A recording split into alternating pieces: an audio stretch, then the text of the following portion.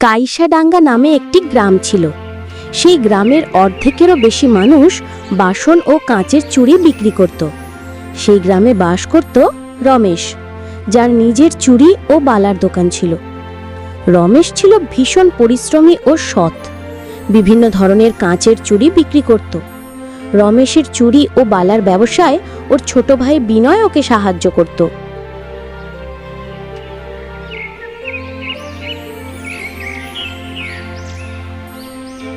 সকাল 10টা বেজে গেল। বিনয়, তুই এখনো দোকানে যাসনি? কালকে অনেক রাত হয়ে গেছে ঘুমাতে, তাই সকালে উঠতে দেরি হয়ে গেছে। আমি এখনই গিয়ে দোকানটা খুলে দিচ্ছি। এমনি দেখছিস আমাদের ব্যবসা ভালো চলছে না, তুই কি আমাকে ডুবিয়ে মারবি? রমেশের কথা শুনে বিনয় তাড়াহুড়ো করে দোকানের দিকে চলে যায়। রাস্তায় তার পুরনো বন্ধু রতনকে দেখতে পায়। আরে বিনয়, এত তাড়াহুড়ো করে কোথায় যাচ্ছিস? ওই তো দোকান যাচ্ছি, আজকে অনেক দেরি হয়ে গেছে। আমরা সবাই নিঝুম দ্বীপ যাব, তাই প্রস্তুতি নিচ্ছি। চল না তুই আমাদের সঙ্গে? না রে, আমার গিয়ে হবে না, আমাকে এখনই দোকান খুলতে হবে। এমনিতেই দেরি হয়ে গেছে। দোকান তো প্রতিদিনই খুলবি, কিন্তু চল একটা দিন আজকে আমাদের সঙ্গে ঘুরে আসবি। তুই এখনো এখানে দাঁড়িয়ে আছিস? তুই ব্যবসাটা লাটে তুলবি নাকি?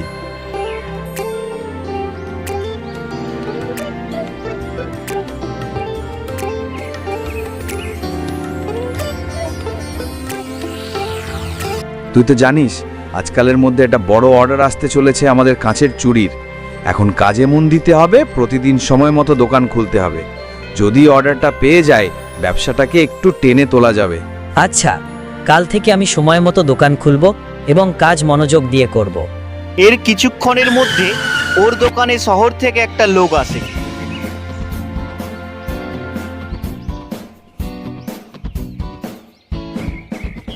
আমি সকালবেলা আপনার দোকানে এসেছিলাম, তখন আপনার দোকান বন্ধ ছিল। বাড়িতে একটু কাজ ছিল, তাই আসতে দেরি হয়ে গেল। আগে আমি আপনার কাছে কাঁচের বালা ও চুড়ির চুক্তি করতে চাইছি। আমাদের ওইখানে কাঁচের বালা ও চুড়ির খুব বিক্রি হয়, আর আপনার মতো ভালো চুড়ি বানায় এরকম আমি কাউকে দেখিনি।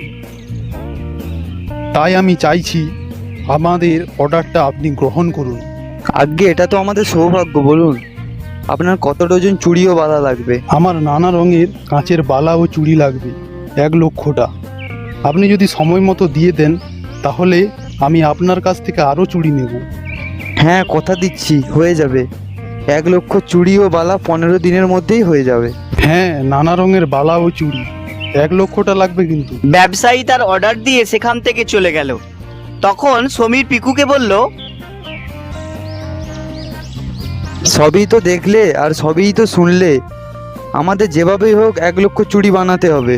জামাই বাবু, আমি এই চুক্তি সফল করার জন্য জান প্রাণ লাগিয়ে দেব। এই কথাটা কিছুক্ষণের মধ্যে পুরো গ্রামে আগুনের মতন ছড়িয়ে গেল।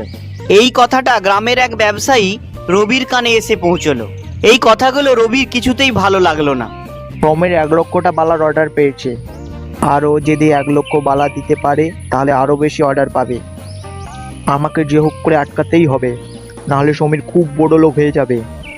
সমীর বাজার থেকে লোন নিয়ে 1 লক্ষ বালা বানিয়ে ফেললো, আর ওদের পরিশ্রমের ফল দিল। বিভিন্ন রঙের বালা খুব সুন্দর তৈরি হয়ে গিয়েছিল। কিন্তু রবি ব্যবসায়ীর কথা কিছুতেই হজম হলো না। আর 2 দিন বাকি, সমীর এই চুক্তি করে ফেলবে, আর আমি এই চুক্তি কিছুতেই সফল হতে দেব না। সেই রাতে রবি গিয়ে সব বালা ভেঙে দিল।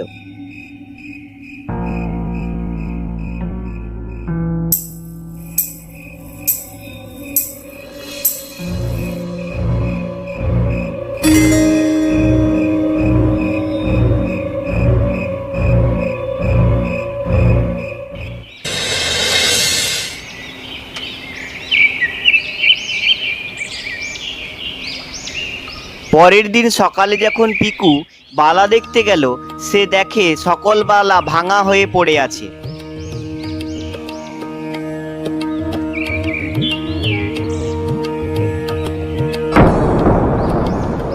সে বাড়িতে গিয়ে তার জামাইবাবুকে সব কথা খুলে বলল।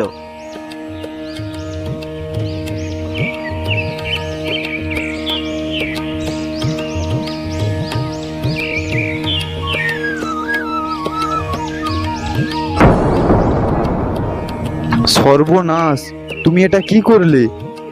তুমি আমাকে একেবারে নিঃস্ব করে ছেড়ে দিলে। আরে বাজার থেকে সুদে টাকা নিয়েছিলাম, আমি জানতাম তুমি কিছু একটা ক্ষতি করবেই। আমি জানি তোমার খুব ক্ষতি হয়ে গেছে।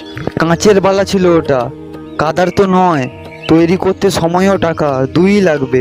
যখন সে তার জামাইবাবুর কাছে কাদার বালার কথা শুনল, তখন ওর মনে একটা বুদ্ধি এলো। পরের দিন সকালবেলা ব্যবসায়ীকে বালা দেওয়ার জন্য মাটির বালা তৈরি করে। তার বন্ধুর সঙ্গে সারা রাত খুব পরিশ্রম করে। পিকু বিভিন্ন রকমের বালা ও চুড়ি বানায়, আর সেই বালাকে আগুনে তাপ দেয় যাতে বালা পেকে যায়। বালাগুলো খুব মজবুত হয়। তারপর সেই বালাগুলোকে আলাদা আলাদা রং দিয়ে রং করে। দেখ বন্ধু, আমরা করে দেখিয়েছি, তুই গিয়ে তো জামাইবাবুকে দেখিয়ে দে। এখন না, আমি কালকে ওই ব্যবসায়ীকে ডেকে পাঠিয়েছি। কালকে উনি আসবেন, আর তারপর আমি ওই মাটি চুড়ি দেখিয়ে চুক্তি করব। দুইজন বন্ধু ব্যবসায়ীর অপেক্ষা করতে লাগলো। সমীর ওর বাড়িতে আসলো, আর ঘরে এসে ব্যবসায়ীকে দেখে ভয় পেয়ে যায়। হায় ঈশ্বর, এখন এই ব্যবসায়ীকে আমি কি বলবো? সব কাঁচের চুড়ি ও বালা ভেঙে গেছে, কি করে বলবো ওনাকে? স্যার, সব বালা আর চুড়ি তো তৈরি হয়ে গেছে, আমি আপনারই অপেক্ষা করছিলাম। তাহলে অপেক্ষা করে কি হবে? আমি তো আমার জিনিস দেখতে এসেছি, আমাকে আমার জিনিস দেখাও। পিকু ব্যবসায়ীকে মাটির তৈরি চুড়ি দেখালো। মাটির তৈরি চুড়ি দেখে সমীর হতবাক হয়ে যায়, আর ব্যবসায়ীও। খুব ভালো, খুব ভালো। আমি তো এই রকম বালা ও চুড়ি চেয়েছিলাম। খুব ভালো কারিগরি, খুব ভালো তৈরি করেছো তোমরা। ছোটবেলাতে মাটির জিনিস তৈরি করতে খুব ভালো লাগতো, আর সেটাই আজ কাজে এসেছে। এই চুক্তিতে আমি রাজি। তোমার এই কারিগরি খুব ভালো লেগেছে।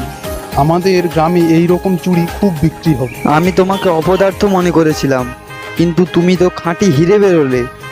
ভালো থেকো বাবা।